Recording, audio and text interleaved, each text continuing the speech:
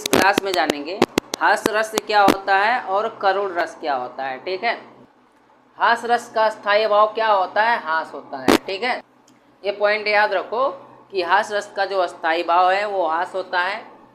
किसी व्यक्ति के विकृत रूप, आकार और वेशभूषा आदि को देखकर हृदय में जो विनोद का भाव उत्पन्न होता है वही क्या कहलाता है? हास कहलाता है। ठीक है, और यही हास नामक अस्थायी भाव जब विभाव, अनुभाव और संचारी भाव से पुष्ट होता है तब हास रस की निष्पत्ति होती है।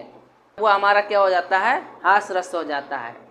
अब इसके लिए एग्जाम्पल हो जाएगा, विंध्य के वासी उदासी तपोवर्तधारी महाविनो मुनि दुखारे, गौतम तिये तरी तुलसी सो कथा सुनी भय मुनि वृंद सुखारे, और होवे शिला सब चंद्रमुखी परसे पद मंजुल कंज तिहारे, किन्हीं वली रघुनाय काजू करुणाकारी कानन को पगुधारे। अब इसका अर्थ क्या होगा कि विंध्याचल पर्वत पर रहने वाले तपस्वी मुनियों की इस सोच पर हंसी आती है कि श्री राम के चरण स्पर्श से यहाँ की जितनी भी शिलाएं हैं वह चंद्रमुखी नारियां बन जाएंगी। इसका मीनिंग हो जाएगा, इसका अर्थ होगा। ठीक है, अब देखो, जब इसका स्पष्टीकरण करेंगे तो इसमें अस्थायी भाव इसका क्या होगा? हास, जिसे हम बोलते हैं हास का अर्थ क्या होगा? हंसी।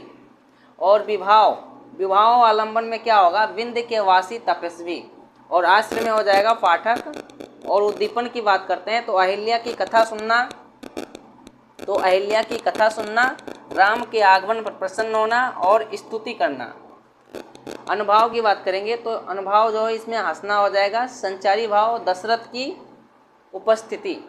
ठीक है, ये होता है हास रस। अब देखो करुण रस क्या होता है, तो करुण रस का स्थायी भाव क्या होगा? शोक हो जाएगा। ठीक है, करुण रस का स्थायी भाव क्या होगा? शोक होगा।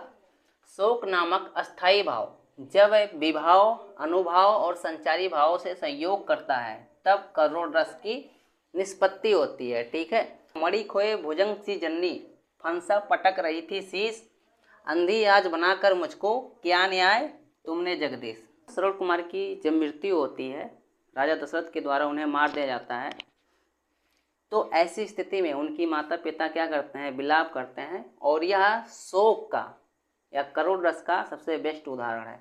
अब इसका स्पष्टीकरण करेंगे तो अस्थायी भाव क्या होगा? देखो, अस्थायी भाव शोक हो जाएगा। और विभाव में आलंबन की बात करते हैं तो आलंबन कौन होगा? श्रवण होगा। आश्रय जो है इसका पाठक हो जाएगा।